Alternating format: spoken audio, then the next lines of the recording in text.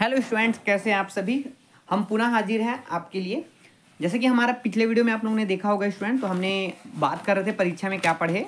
तो हमने पिछली क्लास में पिछले वीडियो में हमने जो बात की थी, हमने बात किया था किसकी बात की थी, हमने पेपर 1 की। तो अब हम बात करेंगे स्टूडेंट किसकी, पेपर 2 की। कि पेपर 2 में ऐसा कौन कौन से क्वेश्चन हैं उनके बारे में हम लोग डिस्कस करेंगे। तो पुनः मैं आपसे कह दूं, आप सभी का स्वागत है हमारे यूट्यूब चैनल पे। वीडियो अच्छा लगे तो लाइक करिए, कमेंट करिए, ज़्यादा से ज़्यादा शेयर करिए। नए हैं चैनल में तो सब्सक्राइब जरूर करिएगा। आपको यूं ही आपके पेपर के बाद भी आपको इस तरह से अच्छे मज़ेदार वीडियो आपको मिलते रहेंगे। फिर से मैं कह दूं, यह एक टेंटेटिव गेसिंग पेपर के रूप में आपको क्वेश्चन से निकाले गए हैं। इस पर पूर्ण रूप से विश्वास ना करें, आप अपना स्वविवेक का यूज़ ज़रूर करें। ठीक है, चलिए लेट स्टार्ट। हम बात करते हैं सेकेंड पेपर का, यूनिट नंबर 1। यूनिट नंबर 1 में हम देखते हैं स्टूडेंट, तो इसमें हम बात करेंगे। तो अगर यहाँ पे देखेंगे तो एडाप्टेशन वाला टॉपिक था, अनुकूलता वाला। ठीक है ना। एडाप्टेशन में आप देखेंगे 2 तरीके का होता है, एक होता है जलोदभिद और एक होता है मरुदभिद। ठीक है ना, हाइड्रोसियर्स एंड द जीरोसियर्स। हाइड्रोसियर्स और क्या है आपका, जीरोसियर्स। तो आप जो है स्टूडेंट एडाप्टेशन वाला पोर्शन है, तो आप इसको जरूर क्या करिएगा, पढ़िएगा कि किस तरीके से एडाप्टेशन से रिलेटेड इसमें क्वेश्चंस बनते हैं इसमें। और दूसरा इसमें क्वेश्चंस आप देखेंगे तो इसमें है आपका सॉइल प्रोफाइलिंग है।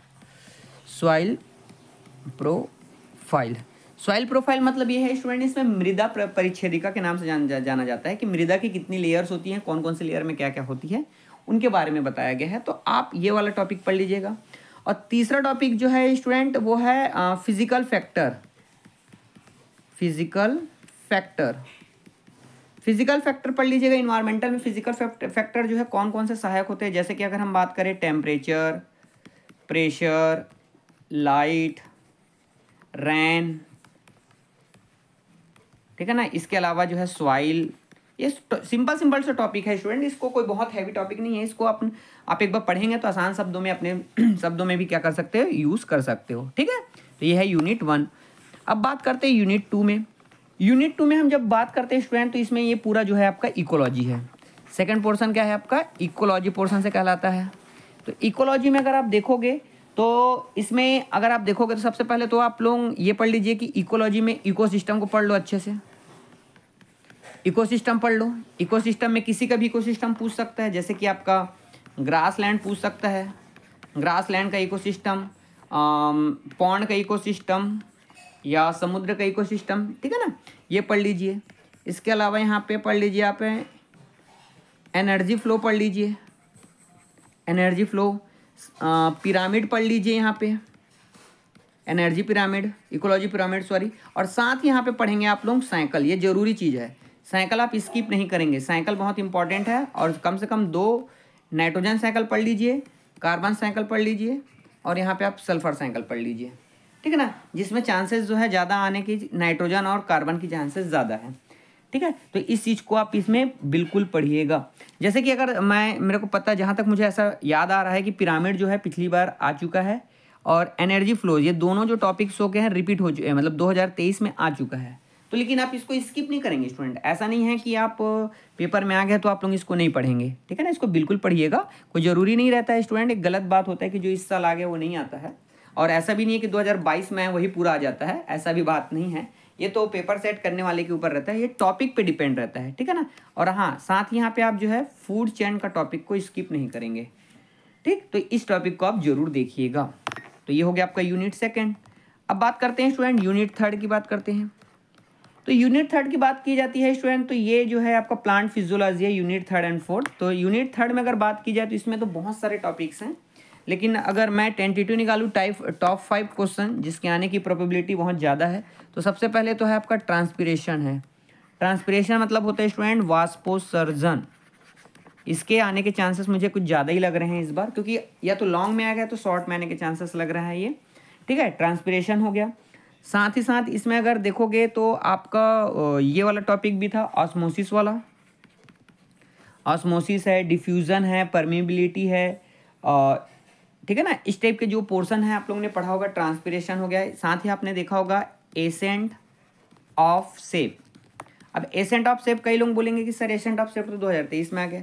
तो ठीक है ना भाई, एसेंट ऑफ सेप आ गया है, लेकिन इसमें भी तो अगर आप देखोगे फिजिकल में देखोगे तो है आपका क्या, डिक्सन एंड जॉली। ठीक है ना। डिक्सन एंड जॉली का जो थ्योरी है वो इंपॉर्टेंट है, तो आप इसको बिल्कुल पढ़िएगा। ट्रांसपिरेशन में अगर आप देखोगे स्टूडेंट, तो इसमें मेन जो हीरो है यहाँ पे कौन है आपका, स्टोमेटा है। तो हो सकता है वो स्टोमेटा से क्वेश्चन बना दे। यहाँ पे ऑस्मोसिस है, डिफ्यूजन है, ठीक है ना। और इसमें प्लाज्मोलाइसिस वाला था, सेल परमेबिलिटी वाला। तो ये छोटे छोटे क्वेश्चन जो है आपको देखने के चांसेस हैं, लेकिन ट्रांसपिरेशन के चांसेस मुझे ज़्यादा लग रहे हैं। ये लॉन्ग में हो जाएगा, और इधर के फिर जो है या ऑस्मिस नहीं है ना, या ऑस्मोसिस है।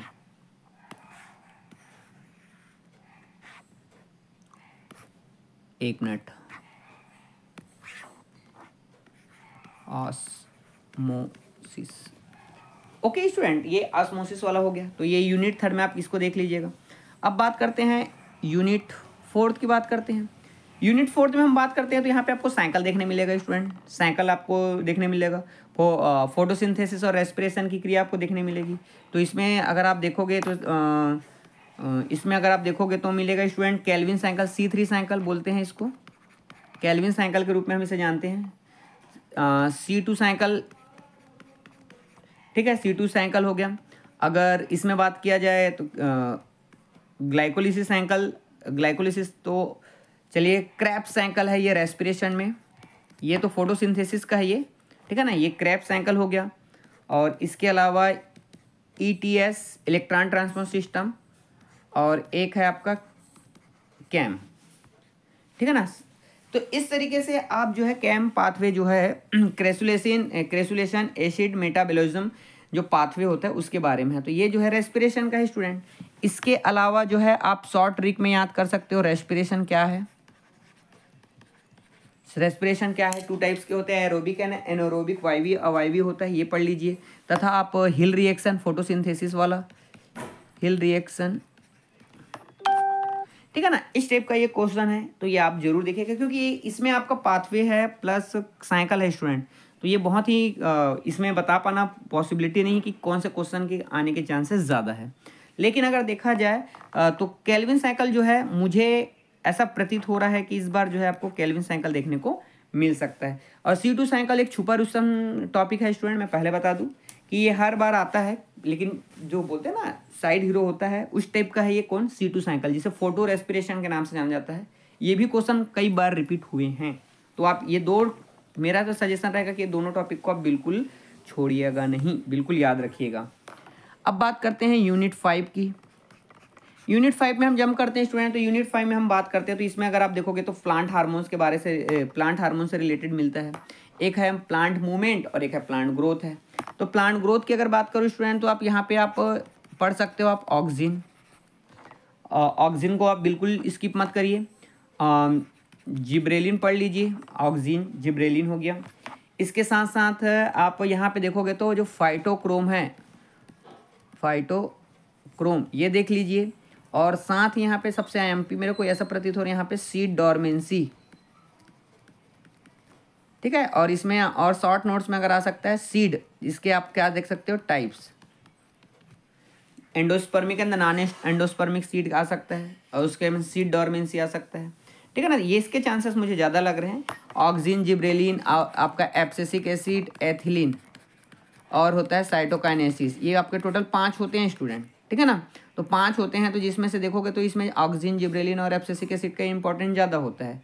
तो ऑक्सिन है ज़्यादातर जो दिख रहा है, ऑक्सिन आप अच्छे से पढ़ लीजिए इधर।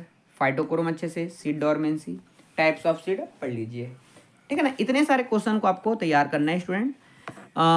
इतने सारे क्वेश्चन को करने के बाद हम अंतिम अवस्था में पहुँच गए हैं। और पुनः मैं ऐसा विश्वास है मुझे कि मैं ऐसा विश करूंगा कि जो मेरे द्वारा बताए हुए जो क्वेश्चन है वो परीक्षा में आए, ताकि आप जो है अच्छे नंबरों से, आपका पेपर अच्छा बने और अच्छे नंबरों से आप पास हो। इन्हीं शुभकामनाओं के साथ ऑल द बेस्ट स्टूडेंट। आप अच्छे से पढ़ेंगे, धैर्य के साथ आप पेपर हॉल करेंगे, कोशिश करेंगे कि पूरे क्वेश्चन सॉल्व करें। हम आने वाले समय में एक स्ट्रेटेजी को लेकर आएंगे, शॉर्ट वीडियो रहेगा उसमें, तो हम बात करेंगे कि किस तरीके से आप पेपर को सॉल्व करेंगे। तो हम मिलेंगे अब नेक्स्ट वीडियो में। तब तक के स्टूडेंट आप सभी का बहुत बहुत धन्यवाद। अगर ये वीडियो अच्छा लगा हो तो आपको करना है लाइक करना है, शेयर करना है और कमेंट जरूर करके बताएंगे। और आप नए हैं तो क्या करना है, आपको हमारे चैनल को सब्सक्राइब कर लेना है और ज़्यादा से ज़्यादा तक इनको शेयर करना है। तो चलिए स्टूडेंट, मिलते हैं हम अगले वीडियो में। तब तक के लिए आप सभी को नमस्कार।